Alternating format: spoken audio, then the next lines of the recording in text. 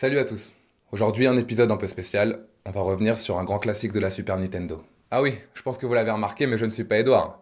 Ne vous en faites pas, je l'ai pas remplacé. Si je me tiens en face de vous aujourd'hui, c'est exceptionnel. C'est pour des raisons bien particulières. Edouard, que vous connaissez bien mieux que moi, c'est tout simplement mon grand frère. Il écrit et présente cette chronique, Rétro-découverte. Je pourrais pas vous dire combien il y a d'épisodes en tout, mais il y a une chose que je sais pertinemment, il n'a jamais parlé de Super Ghouls and Ghosts. Et ça a tendance à m'agacer. C'est le jeu de notre enfance, je sais qu'il en a pas mal chié pour le finir, et vu le temps qu'on a passé dessus, il pourrait au moins consacrer une vidéo. Ou je sais pas, une demi-vidéo. Au moins le citer à un moment, mais non. Pas un mot n'y est consacré. Semaine après semaine, c'est le même rituel. Je me connecte sur jeuxvideo.com pour découvrir le jeu du jour, et l'espoir laisse place à la déception. Du coup, il y a 2-3 mois, j'en ai eu assez et je vais balancer en pleine face. Je peux te proposer un jeu pour ta chronique ? J'en ai déjà trop, Alexis, que j'aimerais faire et j'ai pas le temps. Vas-y, dis-moi toujours. Bah tu pourrais faire une vidéo sur Super Ghouls and Ghosts. Putain, dites-moi que vous l'avez vu aussi. Sa réaction n'était pas du tout naturelle. Il n'y a pas de doute à avoir, mon frère me cachait quelque chose avec ce jeu. J'avais aucune idée de ce que ça pouvait être, et ça me rendait dingue. Je renouvelais l'expérience à plusieurs reprises, mais au moment précis où je ne faisais qu'évoquer le jeu, il s'énervait, changeait de sujet, ou même fuyait carrément. Voici le plan que j'élaborais. Brancher la Super Nintendo dans le salon, quand il viendrait rendre visite aux parents, aller chercher dans le garage la cartouche du jeu, puis l'insérer dans... Je n'en revenais pas. Elle n'était pas présente dans notre boîte de jeu. Une terrible sensation de trahison me saisit soudainement. Quelqu'un l'avait retirée. Et mes soupçons se dirigèrent naturellement vers mon frère. Comment avait-il pu faire une chose pareille ? Cette cartouche était autant à lui qu'à moi. De quel droit nous en avait-il dépossédé ? Qu'importe les raisons, il lui faudrait bien s'expliquer. J'allais certainement pas en rester là. Hey, tu peux venir voir s'il te plaît ? Ouais, qu'est-ce qu'il y a ? Tiens, regarde ce que j'ai pour toi. Où est-ce que t'as eu le jeu ? Le bon coin ?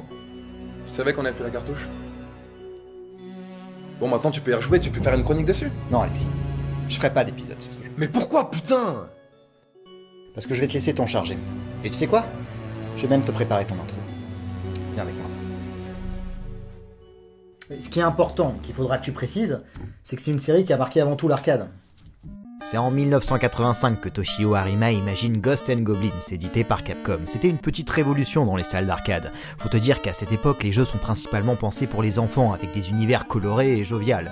Là, en compagnie du chevalier Arthur qui part délivrer sa bien-aimée, la princesse Guenièvre, on traverse des paysages désolés et lugubres pour y affronter des morts vivants, des gargouilles et tout un tas de monstres de genre. Cet univers était tout bonnement fascinant pour les joueurs de l'époque. Tout cela sous couvert d'humour, avec, tu t'en souviens, Arthur qui se retrouve à se balader en caleçon quand il est touché pour signifier sa vulnérabilité. 3 années plus tard, une suite sort. Toujours sur arcade, Ghouls and Ghosts. Le titre est naturellement plus fin et plus détaillé graphiquement, tout en accentuant son ambiance gothique. Faudra que tu prennes le temps de montrer les décors composés de cadavres pendus et crucifiés. Et en 1991, on a un nouvel épisode, cette fois-ci exclusif à la Super Nintendo. C'est celui qu'on connaît le mieux tous les deux, puisqu'on y a joué je sais pas combien de temps. Celui dont t'as jamais consacré une seule de tes chroniques, quoi. Oui, c'est celui-là. Faut bien te dire que c'était assez étonnant que le jeu ait conservé, à une ou deux exceptions près, son game design. Je pense que tu le sais, un jeu d'arcade ça se pense pas du tout de la même façon qu'un jeu console. Pourtant, l'aventure y est toujours très difficile. La moindre erreur étant punitive, les deux principales différences, c'est qu'on trouve dans les coffres une plus grande variété d'armes et on a une nouvelle armure, la verte. Elle permet d'améliorer les capacités de notre arme. L'armure dorée, on la connaissait déjà, elle offre un super coup. Et parfait, t'as la base. Tu peux le faire cet épisode. Alexis, je te l'ai dit, je ferai pas de chronique sur ce jeu, ok ? Et je pense que toi non plus. Mais bon, essaye, termine le jeu et puis on verra si l'inspiration te vient. Très bien.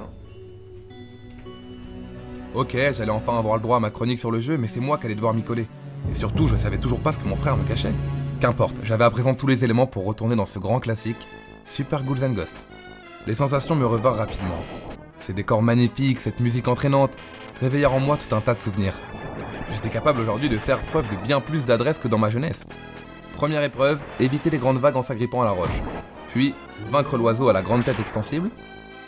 Je ne puis m'empêcher de décrocher un sourire face au second niveau. Si aujourd'hui je le parcours sereinement, je me souviens qu'il me terrorisait à l'époque avec ces fantômes qui apparaissaient et me pourchassaient. Venait alors le passage en radeau sur la mer. Je ne parvins jamais à aller au-delà de celui-ci dans mon enfance. Et c'est d'ailleurs ici que je butais une nouvelle fois. Je savais pertinemment que le parcours serait long. Si je souhaitais voir le bout de ce jeu, il me faudrait faire preuve de patience, de détermination. Jour après jour, je relançais donc une partie. Toujours contraint de recommencer l'aventure à ses débuts, j'affinais mes réflexes, je découvrais de nouveaux trésors, je m'exerçais avec de nouvelles armes. Incontestablement, je progressais. Je parvenais toujours à aller plus loin dans l'aventure. C'est alors que je fis la connaissance de Firebrand. Une gargouille au mouvement imprévisible qui ne cessait de briser mon armure et même trop souvent de me donner la mort. Cette maudite créature parvenait toujours à me gâcher 1 ou 2 vies dans ma partie. Mais j'avais beau y laisser la vie de mon personnage, disperser son cadavre dans d'innombrables zones de jeu, je revenais encore et toujours. La difficulté de mon périple croissant main dans la main avec mon agilité. Il y avait ce niveau totalement psychédélique. Les montagnes à gravir avec ces avalanches qui m'ensevelirent plus d'une fois. Et puis, à chaque fin de niveau, un boss, toujours plus coriace que le précédent. Je serais incapable de vous dire combien de temps cela m'a pris. 1 mois, 2 mois, peut-être 3. Quand enfin, je finis par pénétrer dans le château de Lucifer. Celui-là même qui avait fait capturer Guenièvre. Firebrand se trouvant naturellement dans les parages. Ne me demandez pas non plus combien de fois je dus affronter le vil empereur des ténèbres. Pour qu'un beau jour, je parvienne à... Ça y est. Je pensais déjà à ce que j'allais pouvoir raconter dans ma chronique. Parler de la difficulté, peut-être du chara-design, mais l'apparition subite de Guenièvre me fit perdre le fil de ma pensée. Celle-ci venait m'expliquer que seul le bracelet divin serait capable de vaincre Lucifer. Le bracelet divin qui se trouve... Dans le cimetière près du château d'Arthur. Au tout début de l'aventure. Tu le savais? Ouais. J'ai essayé de poursuivre ma quête, j'ai trouvé le bracelet, je m'apprêtais à refaire l'intégralité des niveaux, mais... la difficulté était rehaussée. Les ennemis plus nombreux, les boss plus résistants. Il y eut forcément un moment où je fis une erreur. Le jeu, pour le finir, faut le faire 2 fois. 2 fois d'affilée. Mais toi tu l'as fait. Tu y es parvenu. Tu vois ce que t'as ressenti quand t'es revenu au tout début du jeu. Bah, tu remontes une quinzaine d'années en arrière et... c'est aussi ce que j'ai ressenti. Après toutes les épreuves que j'avais endurées, parfois avec plus de chance que de maîtrise, l'idée de tout recommencer me sidérait totalement. Ça pouvait pas se finir ainsi, on n'allait pas faire comme si de rien n'était. Je me suis alors saisi de la cartouche, me suis précipité à l'extérieur, et...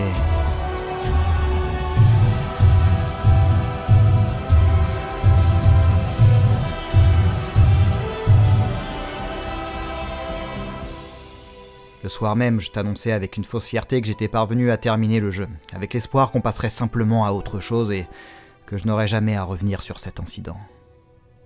Mais bon, la nostalgie qui nous casse les tu sais quoi t'a poussé à me réclamer un épisode sur ce jeu.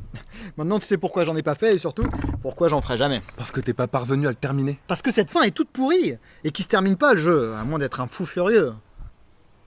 Ça y est. Quoi? Je sais ce que je vais dire. Putain, sérieux Alexis, faut passer à autre chose. Tu vas pas revenir sur ce jeu à la con toute ta vie. Alexis! Voilà, donc vous connaissez à présent ce titre et les raisons qui font que c'est moi qui vous l'ai présenté cette semaine. Si vous permettez, j'aimerais bien conclure. Mon frère est un passionné de jeux vidéo. Il fait des épisodes franchement chouettes. Tout ça, je le remets pas en question. Mais je tiens juste à dire que pour certains trucs, il est quand même pas mal borné. Il a horreur de ne pas terminer un jeu, pour lui c'est une sorte de challenge personnel. Il débute un titre, il le finit. Et haïr Super Ghouls and Ghosts, être allé jusqu'à en détruire la cartouche, juste parce qu'il n'a pas eu la patience d'en voir le bout, c'est probablement le truc le plus con qu'il ait fait. Ce qui m'énerve le plus, c'est que ce jeu, on y a joué je ne sais pas combien de temps. Comme il me l'a expliqué lui-même, c'est un jeu qui a été pensé de façon arcade, en conservant sa principale caractéristique, la difficulté. Jusqu'à réclamer aux joueurs de faire 2 fois le jeu pour en venir à bout. C'est certain, ceux qui en ont vu réellement la fin doivent pas être bien nombreux. Mais ça n'a aucune importance, ce n'est pas le genre de jeu qui est fait pour être bouclé. C'est un challenge perpétuel. Je me souviens quand on s'éclatait à essayer tant bien que mal de passer les niveaux. Et dès qu'on parvenait à aller un peu plus loin qu'à la partie précédente, on était comblé de bonheur. Le plaisir résultait de la dextérité qu'on accumulait au fil des parties et de la découverte, puisque chaque niveau nous offrait de magnifiques univers qu'on avait hâte de parcourir. Et tout ça, mon frère ne l'a pas perçu. Borné comme il est, il a juste gardé à l'esprit la frustration qu'il a éprouvée de ne pas avoir réussi à le finir. Il y a un proverbe très connu qui dit « Ce qui compte, ce n'est pas la destination, mais le voyage ». Et je pense que ça résume à merveille ce que représente Super Ghouls and Ghosts. Alors voilà, ce titre restera pour moi l'un des meilleurs jeux de tous les temps, même si comme bien d'autres, j'ai pas réussi à le finir.